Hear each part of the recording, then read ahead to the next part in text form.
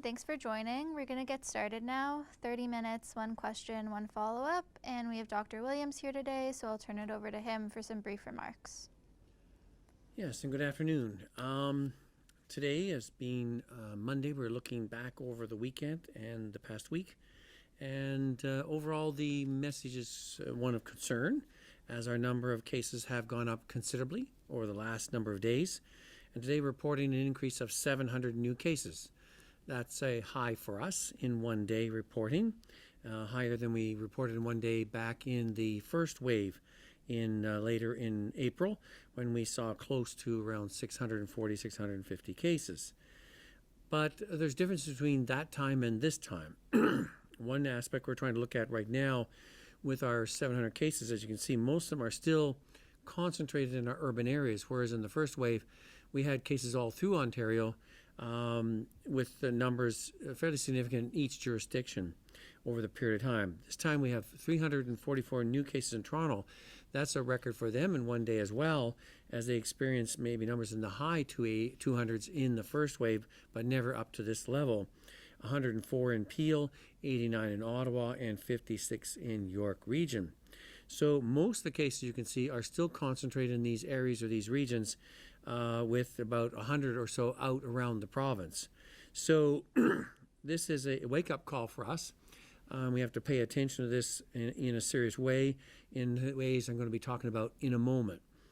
I should add that the 700 cases today, some of it is in part due to some backlog in some laboratory testing that the Ontario Health and the other labs worked very assertively over the weekend and did a record number of tests to try and catch up. As a result, some of these 700 perhaps should have been reported yesterday and the day before. So while we were okay with numbers in 480 and in mid 400s, they may have been actually higher, and today's number would have been slightly lower. Nevertheless, numbers in the mid 500s and in 600 and higher 600 would be just as concerned as the 700 today. So not to be taken lightly, and we have to look at what's we're experiencing and what are we anticipating with this growth in cases week over week, as we've seen in the last 2 to 3 weeks in late August going into September. And so I was asked, are we in a second wave? And as we have been working diligently with our modelers, they have given us different scenarios of second waves. One is the second wave that is the so-called penultimate or the tsunami type wave, rapid exponential growth and coming down, affecting the whole province with case numbers, even some you've heard recently today, where we would be up and having anywhere from 3 to 4 to 5,000 new cases a day, some which you have seen to some countries in Europe that are experiencing this type of increase at this time. And so that's one model, and that would be most concerning. The other model is the so-called undulating waves after our initial one that we would experience throughout 2020 into 2021. And while they draw them on the curves, they don't say how big each of those waves are. And as our anticipation, we could be in one of those waves, while not being the penultimate one, is still a significant second wave, and one that we have to take seriously if we're going to drive this one down like we did in the first one and so-called flatten the curve again on that one. Because as we watch that number occurring, we have to understand what is it doing, what's happening, and how we go about flattening that curve successfully as we did in the first time. And again, it's going to take everybody doing their part. I'm going to have a number of comments on that. The other thing is that this curve, unlike the last one, most of the numbers, 60% of those, are in the younger age groups, those being over 19 and under the age of 49. And so we're still seeing a majority of activity there as individuals, as we've been experiencing and seeing late in the summer, maybe under the confidence of the lower summer numbers, have stepped back and become very casual with their social behavior and social contacts. And this is not only in the areas of the high numbers. This seems to be reported by medical officers throughout the province. Even those that have small numbers are still seeing the risk-taking behavior happening extensively as people are gathering in groups of 10, 20, 30, 40, 50, or 100 in groups, and without wearing masks and not even distancing the 6 feet. And so especially in these younger age groups, there tends to be a certain cavalier attitude around that in their minds maybe it's over with. these numbers tell a different story. We're not out of it. We're in the midst of it again, and people have to refocus. As I say, it's like running a marathon race. As I said from the get-go, we were doing a good job, and we think we're well in the lead, and we just sort of slacken off. And as you've seen, when things start going by you, you have to pick up the pace again. And sometimes that's harder to do. And so we're going to have to really focus again and look at how to do that in the next number of weeks ahead to bring this back down into a reasonable level that we control and flatten down. Why? As these numbers go, we're already starting to see some increase in some hospitalizations. And as you expose those, after about 2 or 3 weeks, you start to see those hospital numbers go up. You've heard commentary by various experts in hospitals and acute care and from the Ontario Hospital Association concerned about these numbers going up. That means these large number of individuals in the younger age group expose other ones who are more at potential for serious consequence of that, including those over the age of 60, 70, and 80. And we've already seen some outbreaks in long-term care institutions and other congregate settings that can affect these groups and result in hospitalization, ICU admissions, and unfortunately deaths. And we've already seen some deaths related to long-term care in some of our settings. Right now we're trying to work at that quickly and hold those ones under control, look at rules around caregiving, and as well as testing and monitoring and visitation limitations and testing of those ones as well to see if we can really batten that one down and control that. But that really depends on the population moving around outside. If there's large community transmission, that does not behode well for flattening the curve at all. So we need everyone to pay attention at this stage and to really buckle down and do the job they did before for the next number of weeks ahead. That means that your social gatherings are not the same as social circles we said before. You can't just be casual and go around and talk face-to-face for long periods of time with people. You have to wear your mask. You have to keep the 6-foot distancing. And generally, as you're going to hear messaging around, that people should again think about, if you don't need to go out and around, don't go out and around. Because we're getting some people out there who are basically saying, we don't really care about the rules and we're going to be cavalier about it. I would avoid contact with those people. They may be someone you know. And because you have no idea, and they have no idea if they've been exposed or not at this stage. So I think you have to take extra precautions, especially those of the high-risk populations, those with immune-compromised states, those at older age groups and with younger children. And especially I would ask parents to be very careful because you want to keep your children from being exposed so that their school experience can continue without abatement and we can avoid school outbreaks. We're having a number of cases reported in our schools. A lot of those have come into the school with infection and have not picked it up in the school. It doesn't mean that can't occur, but we have to take that seriously because we want to make sure that those needs for our children to experience a good school experience, good school relationships are critical and vital in the development and ongoing care of our children as well. That means adults and those in the same age group we're talking about have to be extra vigilant in their care and precautions around your activities, your exposure, and your behavior because you don't want to give it to your school children to take it into the schools and affect that setting as well. So, one, limit your contacts. Stay at home if you don't need to go out. If you need to go out for essential services, do so. You need to go to school? Yes, do so. And the more you're careful on that, the more that will be undertaken in a very careful and safe way. Workplace infections, we've seen, looking at our outbreaks that are occurring. That's different than our first wave. Our first wave, we had some, a lot were related to travel. We still have travel-related cases. People are still moving around and coming in, and they need to be careful with their quarantining as per the federal rules. At the same time, we have a number of workplaces. Some are long-term care, some are workplaces as related to industry, some are some gymnasiums with group gatherings like so-called boot camps and groups. Not so much with individuals in doing their own workout by themselves. They need to be careful too with their exposure to those around them, clean the equipment before and after the use, etc., as some have done for many years. They just need to do it again, do it consistently. And we're finding some are related to social gatherings again in backyards and areas there. We've brought in some rules last Wednesday. We brought in some more extensive rules on Friday. We won't see the impact of that until later next week or into the weekend. The tests we're seeing now, these big numbers, came from 7 to 10 days ago. The weekend of the 17th, 18th, 19th, that time there. Yes, it was a nice weekend. Yes, there were some special events happening, and people got really careless and went out and did not take precautions, and we're seeing the consequences of that. So we've seen our numbers going up. They have not gone like the tidal wave of the one model of the second wave, which goes up exponentially, where they go from, say, 1 or 200 up to around 3,000 to 4,000 daily in a period of 1 week or a week and a half. We've seen steadily going up, which means to me casual behavior, more casual behavior, and continuing casual behavior. And we can't anticipate that, so we're going to have to keep doing our part to bring that down. But as always, our advice, much like with a doctor who's prescribing, we can prescribe medication. We can tell you to change your behavior because you've had an event like a heart attack or something. It's only as good as what the patient does. It's only as good as what the public does. So we'll give you these strong recommendations. You have to do your part and follow those if we're going to win and do this. As the Premier said many times, in Ontario, we were successful. We can be successful again. We can bring this down and bring it under control.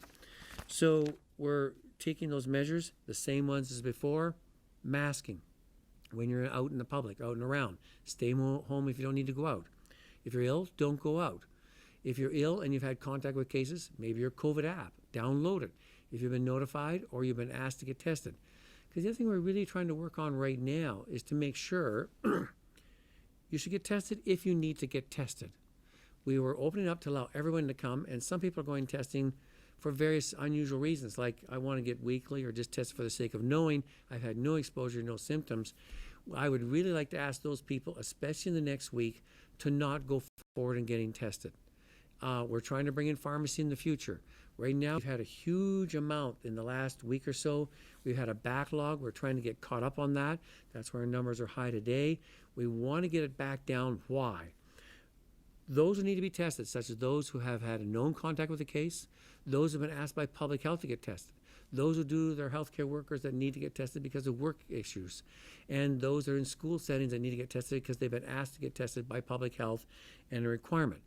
We want those to get tested timely, not in huge lineups and queues, and to have a quick turnaround of those lab tests because it is imperative of how we do our case contact management.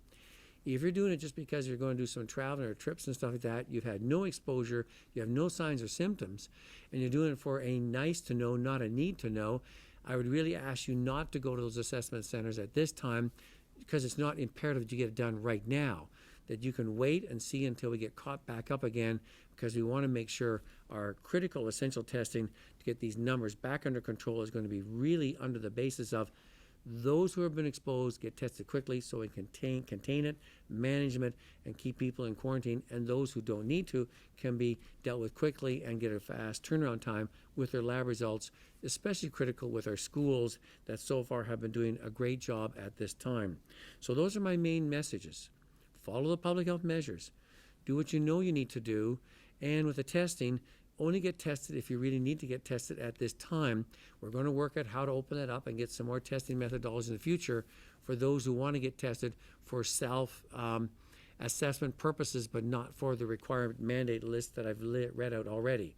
If you do that and help and work at this over this week, we can get those backlogs down quickly. We're working hard to get that done with Ontario Health, and because it is imperative that we do this in a way that's consistent, efficient, and effective to keep our containment going, our case contact management going, to do our part, to assist you doing your part as we seek how to ramp down on this current wave and see if we can flatten this one as we did before. I think we can do it. I know we can do it, but it involves each of us doing our part and doing it consistently, doing it again, and doing it again, and doing it precisely as we lay out there. So do your part, we'll do our part, and we'll keep updating you as we work together on this one to bring it back down again.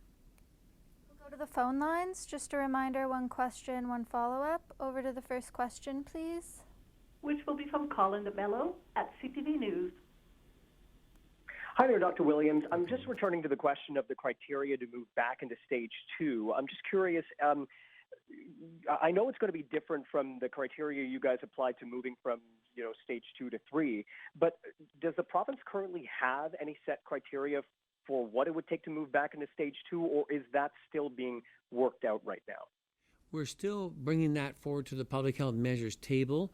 The difference we see between this one and when we moved out of stage 3, when you moved out and stage back down and on phase 2, was that we had clear overall backing down of the numbers throughout the province. Now we're seeing the numbers jumping up in certain regions only and not in the rest of the province. So we have asked the public health measures, they made recommendations. Some are pan-Ontario, as you heard last Wednesday. Some are going to be bringing out some further ones that may be pan-Ontario. But more precisely, we noticed that some of the local medical officers of health are taking action with further Section 22s and doing what they call more targeted, surgical, if you may, effects, because they see certain type of risk behavior in their jurisdictions, especially in these dense urban ones, that they really want to bring under control. And so we're doing our part with some pan-Ontario ones, and Public Health Measures continually reviews that data and then makes some more recommendations that may be targeted at certain select ones that not only in these high areas, but the rest of the province is saying, even though we don't have cases, we're seeing the same risk type behavior taking place in our jurisdictions. So they might say a pan-Ontario rollout is only but valuable to avoid not only bringing the numbers down in the high care areas, but to prevent some of the other ones from picking up on that, to limit that risk-taking behavior. Okay, and to follow up, what does the modeling data currently tell you about the measures that have already been taken, that have already gone into effect, such as the rolling back of social gatherings and the new restrictions in restaurants? What type of an impact is the modeling data telling you that that is going to have? And do you think that we need more restrictions going forward, even if it's before, a big pan-Ontario type of restriction? Well, we've heard from our modelers that they're very supportive of the measures we've taken thus far, especially related to restaurants and bar closures, certain nightclub entertainment places. And so they have been very supportive of that based on what they've seen of evidence of potential spread. We've had some outbreaks in those institutions related to that activity. As far as how effective they will be, as I said, when we've implemented the first set were announced on Wednesday. They came into effect on Thursday last week. And then some were announced late Friday, came into effect on Saturday. We'll need another 7-10 days ahead to see if that will start to bring that number down on a pan-Ontario basis and in the areas of high exposure to satisfy ourselves, are they having an impact and effect? And then we continue to identify some other areas that the modelers would look at, and they will be continuing to give us some other advice on other types of activity we might do to bring down the numbers without a full lockdown again, as we did in the first one. Next question will be from Brian Lilly at the Toronto Sun. Hi, Brian. Dr. Williams, can you point to any data? Have you been presented any data that says restaurants, bars, houses of worship, the places that the Ontario Hospital Association says should be closed, do you have any data that shows that they're actually points of spread in any significant way, or is everyone just operating on hunches here? I would say on the aspect of the restaurants and bars and some of the nightclubs, we have had a number of outbreaks, and our medical officer of health and the case contact managers have noted the behavior, especially concerned about some of the staffing in these institutions, much like we were concerned about originally with long-term care staff moving from institution to institution. They're finding that some of the staff have been moving from place to place. They've also noticed some of the staff have been working while ill.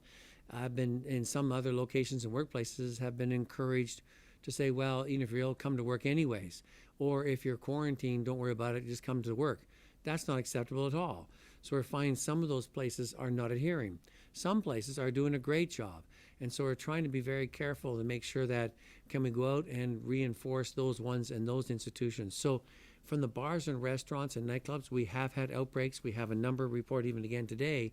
We get about 3 to 4 to 5 new ones every day related to those type of facilities. And so that is supported. As far as places of worship, we haven't seen that so much, except in where people are having after some event such as a wedding or a ceremony, they're having a reception or gathering, some of the behavior in those places have been less than quality as far as the distancing, masking, etc.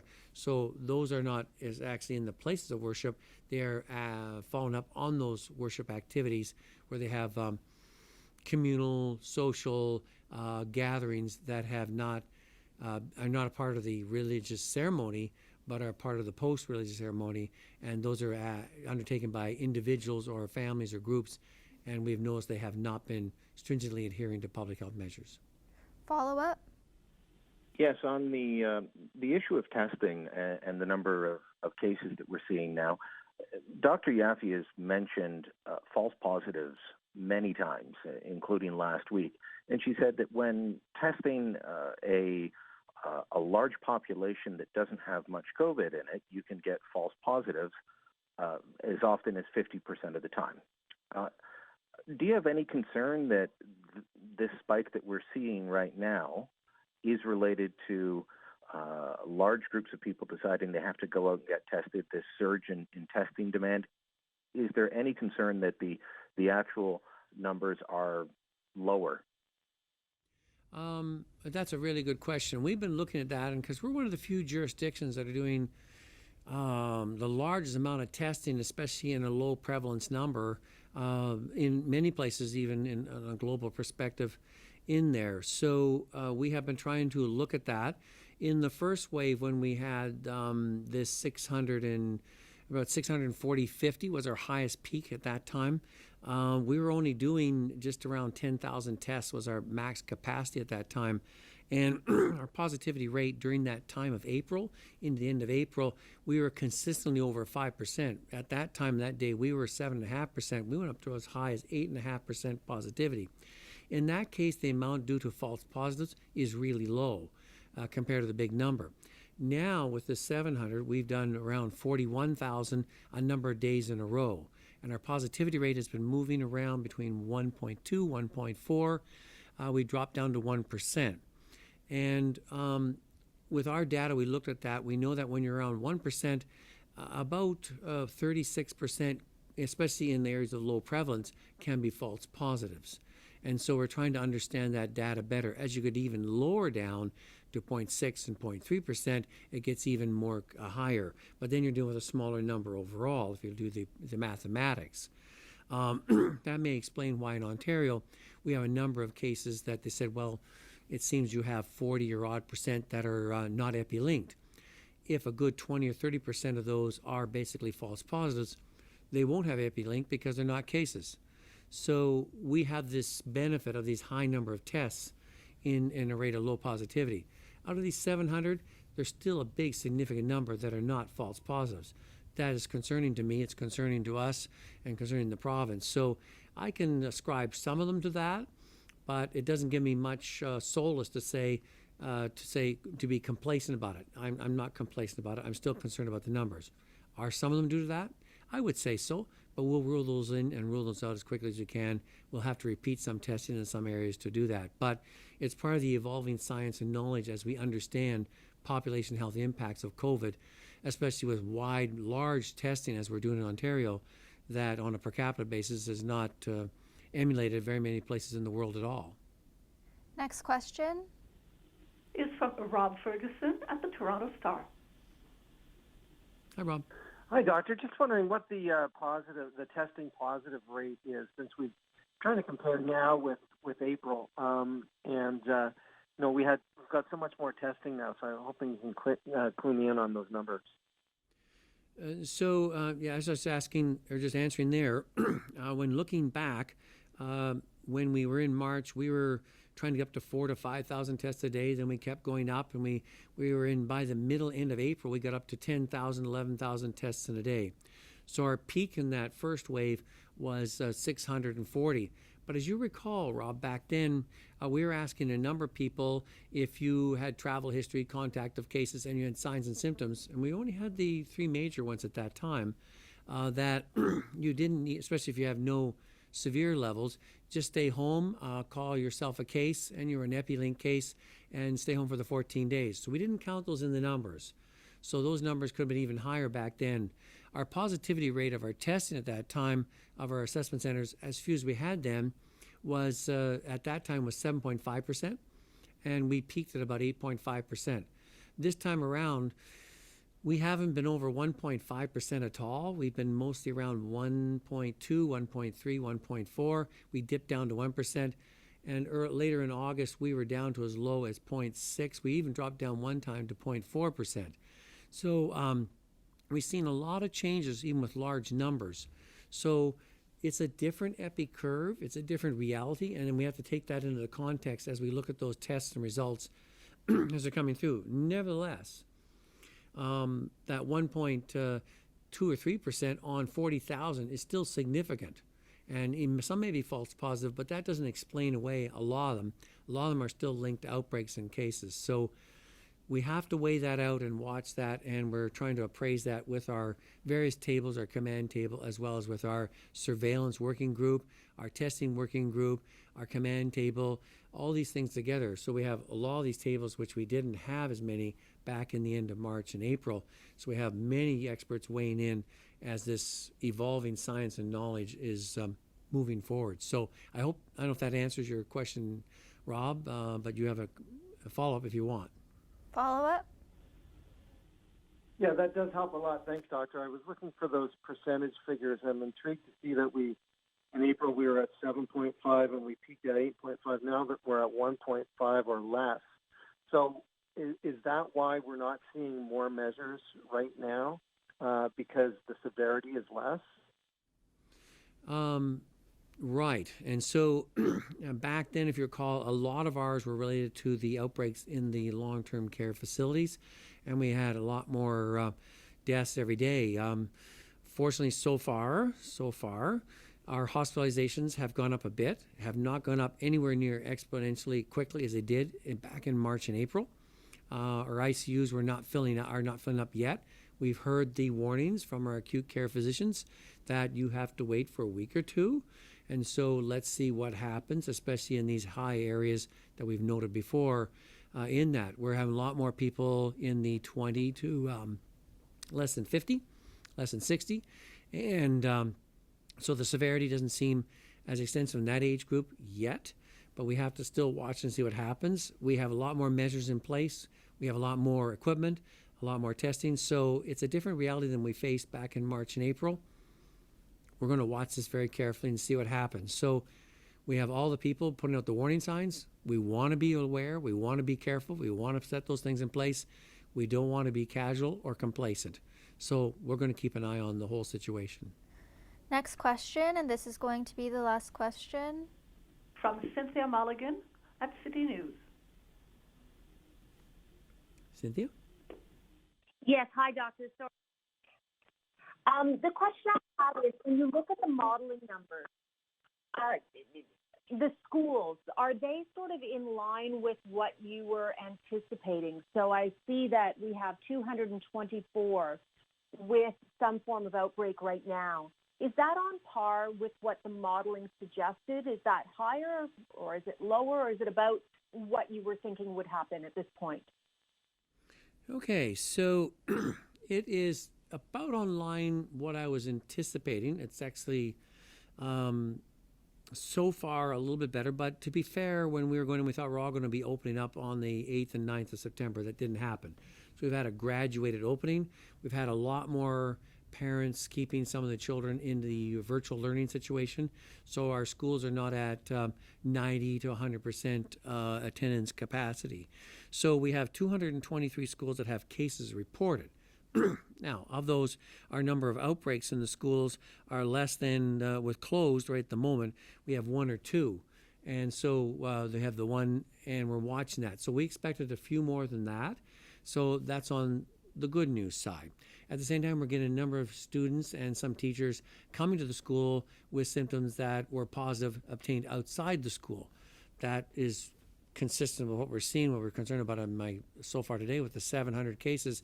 There's a lot of community transmission occurring out there with people in events and stuff, and you're getting students saying, well, it was a party, or we went to this, or some staff saying was at a gym or whatever.